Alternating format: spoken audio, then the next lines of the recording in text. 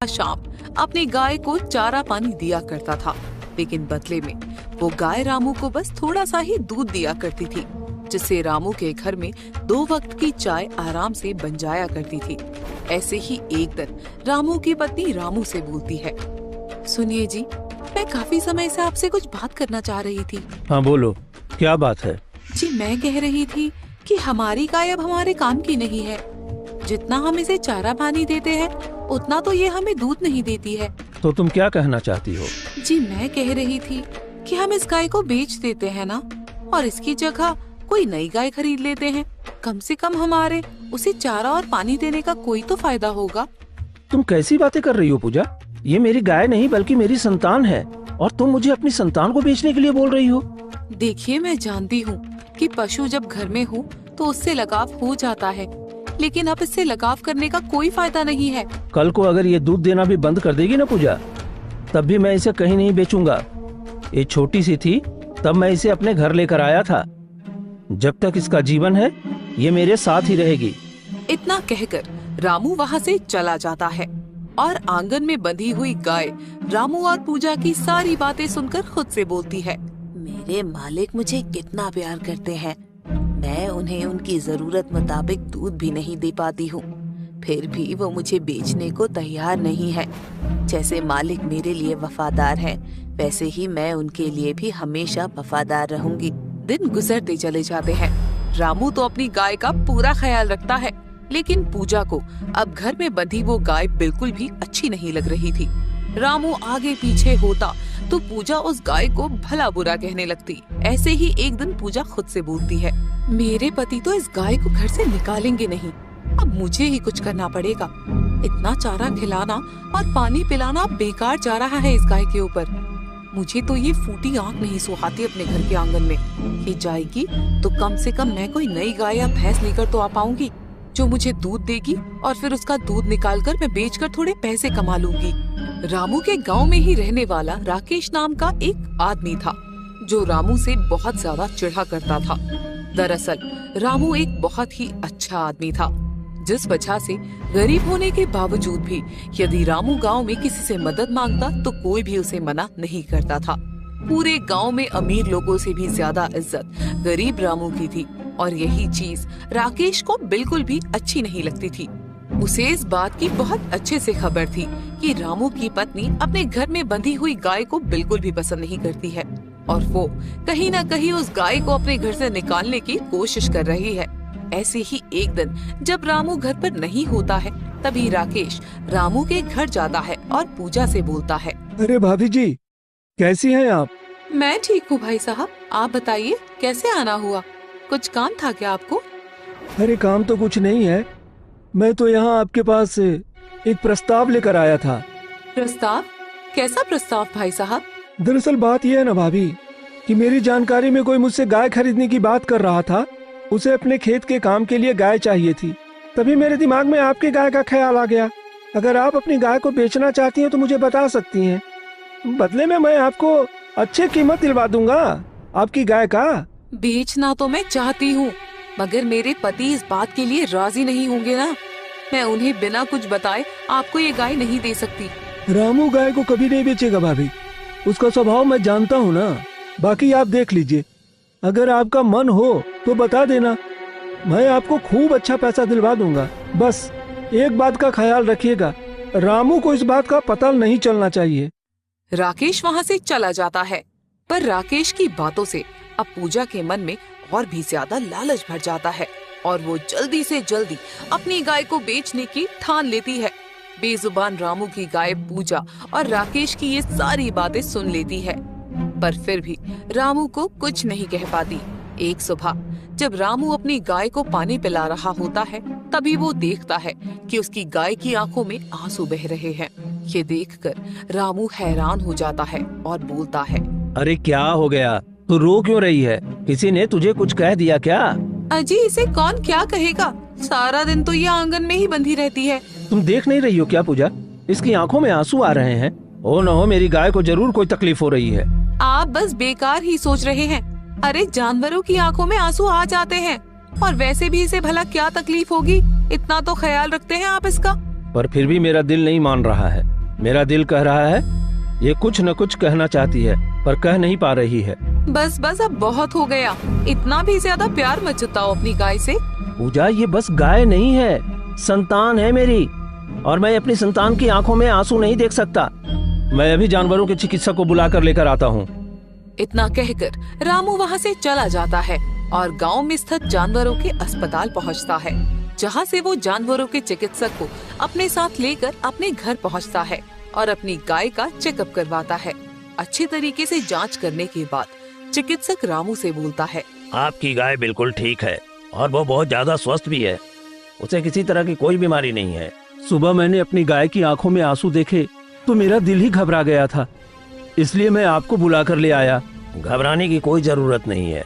कभी कभी जानवरों की आंखों में खुद से भी आंसू आ जाते हैं। अब मैं चलता हूँ यहाँ से। आपको तो मेरी बातों पर यकीन ही नहीं होता है। मैंने कहा था ना कि सब कुछ ठीक है। अरे तो क्या हो गया? कम से कम मेरे मन को तसल्ली तो हो गई ना कि मेरी गाय एकदम ठीक है।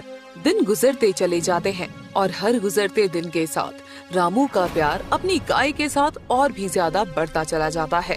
ये सब कुछ देखकर पूजा को और भी ज्यादा गुस्सा आ जाता है और ऐसे ही एक दिन पूजा को राकेश का वही प्रस्ताव याद आ जाता है और पूजा राकेश से मिलने के लिए उसके घर पहुंचती है।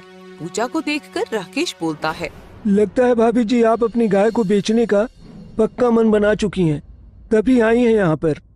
बिल्कुल सही भाई साहब, अब मुझे जल्दी से जल्दी उस गाय को अपने घर से निकालना है बस। तो ठीक है ना, जैसा जैसा मैं कहता हूँ आप वैसा वैसा करो, फिर हम उस गाय को आपके घर से हमेशा के लिए निकाल देंगे। ऐसे ही राकेश पूजा को काफी सारी बातें बोलता है। एक शाम राकेश चुपके से पूजा को नींद की दवाई दे देता है, जिसके बाद पूजा उस नींद की दवाई को रात को रामू को खाने में मिलाकर रामू को खाना खिला देती है। दवाई खाकर रामू एक गहरी नींद में सो जाता है। आधी रात को राकेश पूजा के घर आता है। पूजा बड़ी ही सावधानी से खूंटे पर बंधी गाय की रस्सी खोलकर राकेश के हाथों में दे देती है, जिसके बाद राकेश पूजा को बहुत सारे पैसे दे देता है और वहाँ से चला जाता है। अगली सुबह जब रामू उठता है तो अपने आंगन में अपनी गाय को ना देखकर वो विचलित हो जाता है और पूजा से बोलता है, पूजा मेरी गाय कहाँ है? जी मुझे क्या पता आपकी गाय कहाँ है, आप ही ने तो रात को रस्सी बांधी थी। हाँ, रस्सी से मैंने ही बांधा था और अच्छे से बंधी भी थी, लेकिन मेरी गाय बिना बताए कहाँ चली गई? अजी वो गाय है, इंसान थोड़े ना है जो आपको बताकर कहीं जाएगी। यहीं कहीं होगी, जाकर देख लीजिए। रामू गांव की गली गली में जाकर अपनी गाय को ढूंढने लगता है, लेकिन बेचारे को उसकी गाय नहीं मिलती है। रामू बहुत ज्यादा परेशान हो जाता है और घर जाकर रोते हुए खुद से बोलता है, न जाने मेरी गाय कहाँ चली गई। इतने वक्त से मैंने उसे इतना संभाल कर रखा हुआ था और ऐसे एक रात में वो बिना बताए कहाँ जा सकती है? पता नहीं इस हाल में होगी। देखिए आप इतना रोइए मत, हो सकता है कि वो आपको खुद ही छोड़कर जाना चाहती हो, इसलिए चली गई मौका मिलते ही। ऐसा नहीं हो सकता, मुझे मेरी गाय पर पूरा भरोसा है। आजकल इंसान का इंसान पर भरोसा नहीं है और आप एक जानवर पर भरोसा कर रहे हैं। अगर उसे घर वापस आना होगा तो वो आ जाएगी, आप रोना बंद कर दीजिए अब। अपने पति को ऐसे तकलीफ में देखकर पूजा को बुरा तो लगता है, लेकिन जब उसे राकेश द्वारा दिए हुए पैसों का ध्यान आता है तो वो सब कुछ भूल जाती है। दिन गुजरते चले जाते हैं। रामू की अपनी गाय को ढूंढने की तलाश जारी रहती है, लेकिन उसे अपनी गाय कहीं नहीं मिलती। दूसरी तरफ राकेश रामू की गाय पर एक नया रंग कर देता है ताकि किसी को भी रामू की गाय पहचान में ना आए, और उसके पीठ को थपथपाते हुए बोलता है, अब करूंगा मैं असली काम। अब रामू की गाय से ही मैं रामू को बर्बाद करूंगा। बहुत मसीहा बनता है ना गांव वालों का, अब पता चलेगा उसे कि ज्यादा मसीहा बनने का क्या नतीजा होता है। मैं कभी अपने मालिक का बुरा नहीं करूंगी। भले ही मेरी मालकिन मुझे पसंद नहीं करती थी, लेकिन फिर भी मैं रामू के लिए हमेशा वफादार रहूंगी। राकेश मुझसे कुछ भी करवा ले, पर मैं रामू को नुकसान नहीं पहुंचाऊंगी। अपनी गाय के चले जाने से रामू काफी ज्यादा परेशान हो जाता है और ऐसे ही एक दिन पूजा रामू से बोलती है, जी सुनिए, अब हम घर पर कोई नई गाय या भैंस ले आते हैं ना, उसका दूध निकाल कर बेच दिया करेंगे हम। नहीं, मैं अपने घर में अब कोई गाय भैंस लेकर नहीं आऊंगा। मुझे बस मेरी गाय से प्यार था। अब उसके अलावा इस घर में उसकी जगह कोई नहीं लेगा। रामू और पूजा ये बात कर रहे होते हैं कि तभी वहाँ पर गांव का जमींदार आता है और रामू से बोलता है, अरे रामू, हमें तुम्हारी मदद की जरूरत है। जी साहब, कहिए ना, कैसा मदद चाहिए आपको मुझसे? देखो रामू, हमारे बहुत सारे खेत हैं जो यूं ही खाली पड़े हैं। मैं चाहता हूं कि तुम उन खेतों की रखवाली करो, वहां पर खेती करो और खेती से जो भी लाभ होगा उसका आधा हिस्सा हम तुम्हें दे देंगे। अजी 100 कर रहे हैं, हाँ कर दीजिए ना, इससे अच्छा मौका थोड़ी ना मिलेगा। जी ठीक है साहब, मैं आपके खेतों में काम करने के लिए तैयार हूँ। तो फिर कल से अपनी गाय को लेकर आ जाना। खेतों में मिट्टी जुताई का काम तो तुम उसी के साथ करोगे ना? वो दरअसल मेरी गाय मेरे पास नहीं है। क्यों? तुम्हारी गाय कहाँ चली गई? बेच दिया क्या तुमने उसे? नहीं, बेचा नहीं है, पर वो कहीं खो गई है। जब तक गाय नहीं मिल जाती तब तक मैं हाथों से ही खेत की जुताई कर दूंगा। आप चिंता मत कीजिए। ठीक है, जैसा तुम्हें सही लगे। बीच बीच में हम खेतों में तुम्हारा काम देखने के लिए आते भी रहेंगे। इतना कहकर जमींदार वहाँ से चला जाता है। अगले ही दिन रामू जमींदार के खेतों में काम करना शुरू कर देता है। अब क्योंकि जमींदार के बहुत सारे खेत थे और रामू खेती करने में बहुत अच्छा था, तो जाहिर सी बात थी कि अब खेती से रामू को बहुत ही बड़ा लाभ होने वाला था। रामू दिन रात एक करके खेतों पर मेहनत कर रहा था। ऐसे ही एक दिन रामू जब जमींदार के खेतों पर काम कर रहा होता है, तब राकेश उसकी गाय को लेकर वहाँ पहुँचता है। लेकिन रामू रंग बदलने की वजह से अपनी गाय को पहचान नहीं पाता है और राकेश बोलता है, क्या बात है रामू, जमींदार जी की खेत खरीद लिए क्या तूने? अरे नहीं, बस मैं तो यहाँ काम कर रहा हूँ। क्या बात है, खेती में तो मैं तुमसे बहुत अच्छा हूँ। गांव के और भी लोग बहुत अच्छे हैं, पर जमींदार ने बस तुझे ही कहा यहाँ पर खेती करने के लिए। अब इसमें मैं क्या कर सकता हूँ भाई, ये तो जमींदार जी की इच्छा है, उनकी मर्जी, वो किससे काम करवाते हैं नहीं करवाते हैं। सब जानता हूँ मैं। इस खेती से होने वाला लाभ तुम्हें बहुत ज्यादा तरक्की दे देगा, लेकिन मैं तुम्हें ये सारा लाभ लेने नहीं दूंगा। वैसे ये गाय किसकी है? अरे ये तो मेरी गाय है, 2 दिन पहले ही खरीद कर लाया हूँ। अच्छा, इसे देखकर मुझे अपनी गाय की याद आ गई। पता नहीं मेरी गाय कहाँ चली गई है। उसका तो मुझे नहीं पता, पर ये तो मेरी गाय है। अच्छा चलो चलता हूँ मैं यहाँ से। राकेश वहाँ से चला जाता है और अब रामू को जमींदार के खेतों पर खेती करता देखकर राकेश को रामू से और भी ज्यादा जलन होने लग जाती है। राकेश खुद से बोलता है, नहीं, अब मैं और बर्दाश्त नहीं कर सकता। मुझे जल्दी इस रामू का कुछ न कुछ तो करना ही होगा। ये फसल तो मैं बर्बाद करके रहूंगा और फिर जमींदार रामू को काम से निकाल देंगे और बदले में सारा काम मुझे दे देंगे और मैं उसे खेती से बहुत सारा लाभ दूंगा और फिर मेरे पास पैसा ही पैसा होगा। राकेश की ये सारी बातें गाय सुन रही होती है, जो अपने आप से बोलती है, कितना दुष्ट है ये राकेश। पहले ये मुझे रामू के घर से ले आया और अब रामू को बर्बाद करने की कोशिश कर रहा है। भगवान, काश मेरे पास कोई शक्ति होती तो मैं बोल बोल कर सबको बता देती कि राकेश की असलियत क्या है। पर मैं क्या करूं? मैं कैसे रामू की मदद करूं? मुझे कुछ समझ नहीं आ रहा। दिन गुजरते चले जाते हैं। रामू दिन रात जमींदार के खेतों पर खूब मेहनत करता है और आखिरकार उसकी मेहनत जमींदार के खेतों पर लहराने लगती है। यानी कि रामू द्वारा लगाई हुई फसल पककर तैयार हो जाती है और अब उसकी कटाई का वक्त आ जाता है।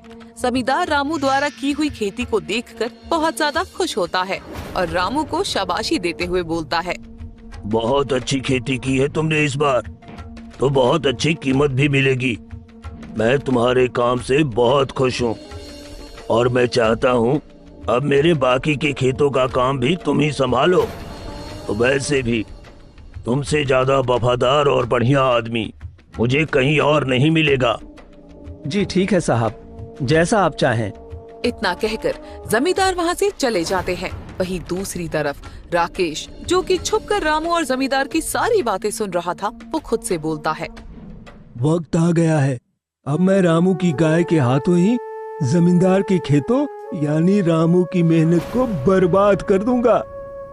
ये फसल तो आज रात में इतने बुरे तरीके से खराब कर दूंगा ना कि सुबह जब जमींदार इस खेत का ऐसा हाल देखेगा तो सारा का सारा गुस्सा रामू पर निकाल देगा और फिर वो रामू को काम से भी निकाल देगा। और ऐसे में मैं वहां पर पहुंचूंगा और रामू के हाथों से सारा काम छीनकर अपने नाम कर लूंगा।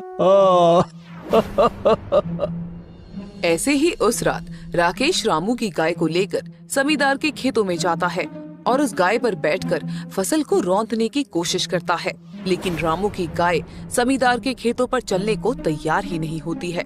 राकेश बार बार कोशिश करता है, लेकिन गाय जोर जोर से आवाज करने लगती है और खेतों पर चलने को तैयार नहीं होती। राकेश को गुस्सा आ जाता है और वो अपने हाथ में पड़े हुए डंडे से रामू की गाय की पिटाई करना शुरू कर देता है।